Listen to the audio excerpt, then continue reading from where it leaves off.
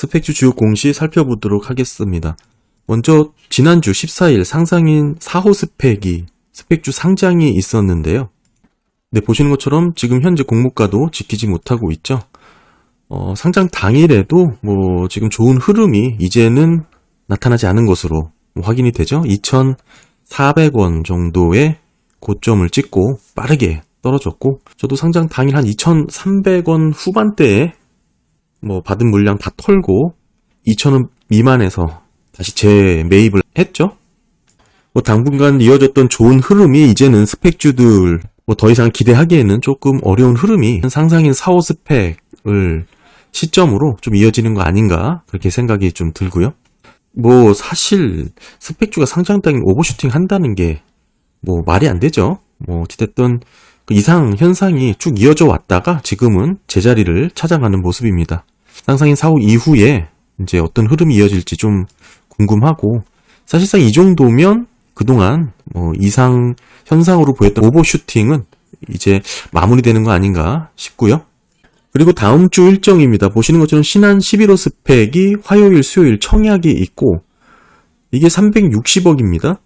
규모가 360억이라 그래서 저는 만원짜리 스펙인 줄 알았는데, 네, 보시는 것처럼 2,000원입니다.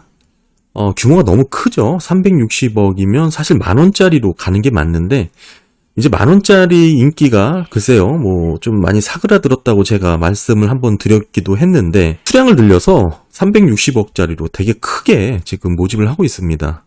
이렇게 규모가 큰 건 첫 번째로 이제 무겁게 움직이기 때문에 오버슈팅 가능성이 상당히 떨어지고, 일단 규모가 너무 크고 인기가 좀 많이 떨어질 것 같고요. 지금 스펙주 분위기도 상장인 4호 이후에 상장 당일 좋은 흐름을 보여주지 않고 있는데, 글쎄요, 이게 얼마나 경쟁률이 나올지는 좀 봐야 되긴 하겠지만, 이게 인기가 좋을 것 같지는 않습니다.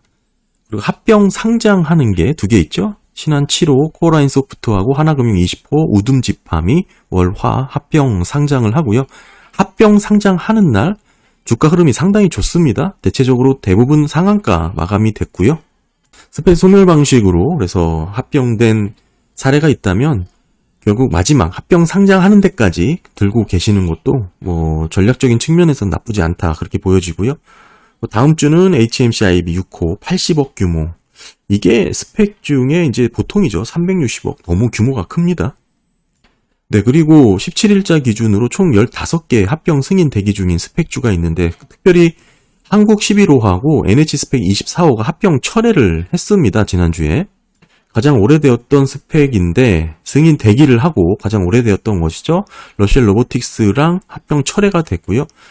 대신에 이번 주에 새롭게 합병 승인 신청이 들어간 게 신형 스펙 7호가 있습니다. 삐아라는 합병 기업과 합병 승인 신청에 들어갔고, 관련 내용 한번 살펴보겠습니다. 네, 보시면 삐아가 존속이고요. 스펙이 소멸하는 스펙 소멸 방식으로 진행이 됩니다.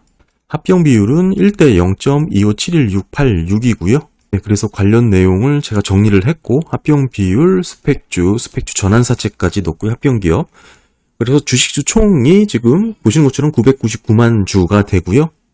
거래 정지 전 주가가 2,425원으로 이제 마감이 됐기 때문에 시총은 942억으로 볼 수가 있겠죠. 스펙을 100주 들고 계셨다면 삐아라는 주식을 25주 받게 되는 것이고 1주 미만은 절사입니다. 네, 그래서 합병 신주는 1,107,110이고요. 여기 합병 신주 공시된 내용과 일치합니다. 지금 삐아는 화장품을 만드는 기업이죠. 일단 합병을 신청을 들어갈 때 외부평가 기관이 본 기업 가치가 1,034억입니다.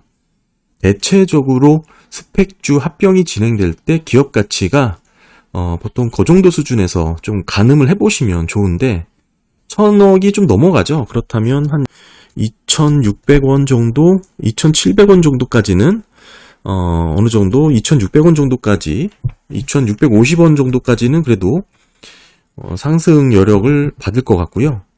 2,650원이 됐을 때 기업의 가치가 총 12배 정도 받고 있습니다. 시총이 글쎄요, 지금 1,000억짜리 회사가 84억 정도 돈을 번다고 봤을 때 12배니까 아주 그냥 노멀하게 잘 맞췄다고 볼 수가 있고요. 보시면 24년은 84억, 25년은 114억 원, 91억 정도, 그리고 151억 원 이렇게 뭐 안정적으로 꾸준히 잡히고 보시는 것처럼 매출액은 꾸준히 증가를 하고 있습니다. 영업이익도 뭐 그렇게 급격하게 점프되는 거는 없이 꾸준히 성장세를 이어가고 있죠. 네, 그리고 유사 기업들 살펴보면 화장품 기업들 보시면 되겠죠. 기업의 차감전 계속 사업 이익 수준과 주당 순자산 규모죠. 그러니까 비교를 하면서 어느 정도 충족될 만한 유사 기업을 뽑을 수가 있는데 클리오는 너무 규모가 좀 많이 차이 나죠. 돈은 비슷하게 벌지만 규모가 많이 차이 난다. 큰 규모로 이 정도 돈밖에 벌지 못한다는 것은 뭐 사업 영역이 조금 다를 수가 있고 아니면 합병법인이 조금 오버해서 돈을 많이 번다고 추정했을 수도 있고 더 잘 버는 기업일 수도 있고 뭐 여러 가지 이유가 있을 수 있겠죠. 애경산업 대기업인데 역시 규모가 크지만 벌어들이는 건 비슷하죠. 따라서 글쎄요, 이 정도 금액을 계속적으로 벌어들일 수 있을지는 조금 의문입니다. 아무래도 보시면 이렇게 돈도 많이 벌고 규모도 큰 것은 유사 밸류를 비교할 때는 합당하지 않죠. 그러니까 코리아나 화장품과 뭐 클리오, 뭐 이 정도, 아이패밀리 에이스 이 정도 기업, 그리고 잉글우드맵 정도가 뭐 가장 유사한 기업 정도가 될 수 있을 것 같고요. 네, 보시면 클리오입니다. 시총이 4,600억 정도고 추정 PER이 21배 정도죠. 뭐 24년으로 봤을 때 한 18배 정도 밸류를 받고 있고 PBR로 봤을 때는 한 2배 정도 밸류를 주고 있습니다. 다음은 아이패밀리 에이스C, 뭐 시총은 2,500억 규모고 PBR이 좀 높죠. 24년에 보시면 뭐 10배 정도, 지금 합병법인하고 밸류는 좀 비슷하죠. 뭐 이렇게 가장 유사한 기업이 되지 않을까 싶고요. 그거에 비해서 잉글우드맵도 시총은 2,300억 정도가 되는데 24년으로 봤을 때 PBR은 8배고 매출액이 2,300억, 당기순이 270억 정도 잘 버는 회사임에도 지금 합병법인하고는 글쎄요, 밸류 자체가 더 저평가되어 있습니다. 잉글우드랩이. 네, 다음 CNC 인터내셔널도 지금 6,800억, 규모가 좀 크죠? 그러니까 이런 건 제외를 하면 좋을 것 같고, 잉글우드맵이 조금 저평가된 것 같고, 아이패밀리 A씨도 뭐 지금과 비슷하고, 클리오도 보시면 아까 말씀드린 것처럼 20배, 클리오하고 CNC 인터내셔널이고, 잉글우드맵과 아이패밀리 SC는 합병법인하고 규모는 비슷하고 오히려 합병법인보다는 더 저평가된 두 개가 유사 기업이라고 볼 수가 있겠죠. 이렇게 합병하려는 기업들의 밸류를 좀 비교할 때는 우리가 보통 미래 수익을 갖고 따지는데 수익 자체는 글쎄요, 뭐 여러 가지 방법으로 조금 오버해서 집계할 수도 있고 특히 미래 수익 같은 경우에는 어떻게 추정하느냐에 따라서 많이 달라지잖아요. 결국에는 이 자산 대비 기업의 밸류를 측정할 수 있는 PBR을 보는 게 좋습니다. 그래서 보면 최근 사업연도 말 자본 총계가 180 거의 7억이잖아요. 187억을 놓고 지금의 시총을 놓고 봤을 때는 PBR이 5배입니다. 5.5배죠. 그거를 놓고 봤을 때는 지금 가장 유사했던 게 잉글우드맵인데 PBR로 보면 클리오가 한 2.2배, IC 패밀리가 4.4, 잉글우드맵도 2.2, CNC 인터넬도 4.5, 5.5가 뭐 좀 높아 보이기는 하는데 글쎄요, 뭐 이렇게 많이 오버됐다. 오버된 건 사실 맞긴 하죠. 근데 이렇게 저평가돼서 이렇게 합병 법인을 찾기가 이렇게 쉽지는 않을 겁니다. 그래서 뭐 아이패밀리 SC 같은 경우 PBR도 뭐 얼추 비슷하죠. 대신 PBR은 22배. 지금 매일의 수익이 아니고 지금 수익과 비교를 해보면 가장 유사하게 비슷할 것 같거든요. 그렇죠? 17배 정도로가 오니까 이거는 뭐 23년 정도로 보면 되겠죠. 그러면 5배, 17배 정도니까 결국 아이패밀리 SC랑 가장 유사한 기업 밸류를 보이고 있습니다. 뭐 이 정도를 가장 벤치마크한 게 아닌가 생각이 좀 들고요. 그렇다면 결국에는 그렇게 뭐 싸거나 비싼 뭐 이런 가격적인 부분에서는 뭐 딱히 평가를 하긴 애매한 합병 비율이다. 뭐 이렇게 볼 수가 있겠죠. 그럼에도 뭐 스펙이라는 것이 합병 승인에 따른 기대감과 뭐 여러 가지 복합한 투자 심리가 엮여서 또 움직이기 때문에 뭐 그렇게 크게 오버해서 비싸지 않은 모습을 확인했다라는 거 정도는 뭐 나름 긍정적이라고 볼 수가 있고요. 예, 합병법인의 이력을 좀 간단히 살펴보면 화장품 관련해서 쭉 이어오다가 신용기금이 넘어갔죠. 최대주주가. 그럼 결국에는 회생 절차를 들어갔다는 거고 이후에는 투자펀드에게 또 넘겼습니다. 지금까지 투자펀드가 최대 주주로 확인이 되고, 아까 확인했던 최대 주주 투자펀드의 비중이 한 70% 비율로 들고 있죠. 그 다음에 UNI, 유한회사가 투자를 한 거겠죠. 14%. 그 정도 들고 있습니다. 주요사항 보고서 수정 공시가 나온 거 NSC 스펙 28호가 있는데요. 반기 보고서 이렇게 좀 업데이트된 거, 이렇게 좀 추가된 부분이고, 외에는 딱히 아까 설명드린 그 철회 관련된 공시만 있었고요. 다른 주요사항 보고서 합병 결정 수정 내용은 따로 없었고요. 예치자금 변경 공시가 유진 스펙 7호 3.26에서 3.8로 82억 정도 공시를 올렸고요.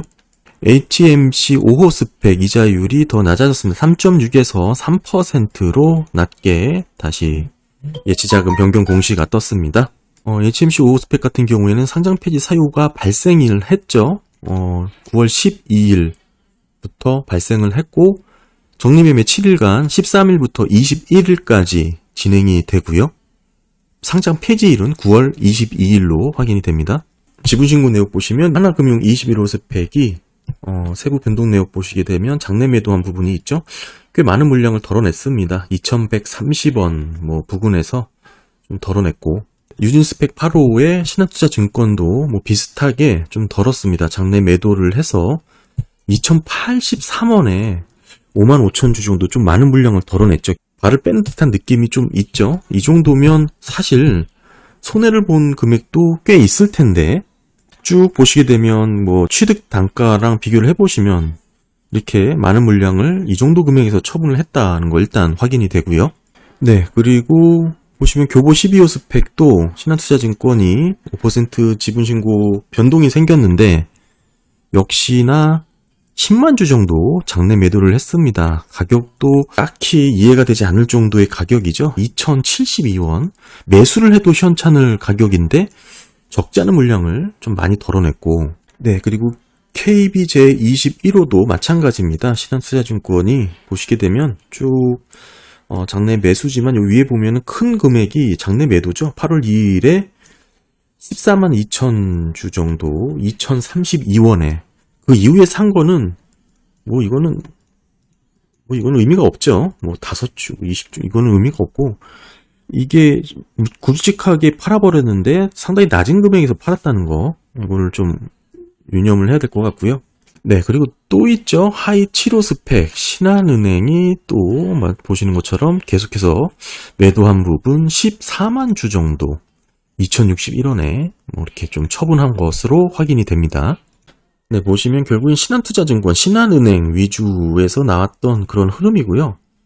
조금 의아할 정도의 가격에서 이렇게 좀 많은 물량을 덜어냈다라는 게 공통적인 특징입니다. 아직까지는 다른 기관들까지 이어지는 그런 모습은 아니니까 다른 내부적인 요인이 있을 수도 있다고 보고, 스펙 투자 환경에 따른 그런 해석으로 확대되기에는 조금 무리가 있죠. 네, 그 외에는 따로 특별한 스펙 관련된 주요 공시가 없었습니다. 다음 주 일정 이렇게 잘 확인하셔서 대응을 하시면 좋을 것 같습니다. 감사합니다.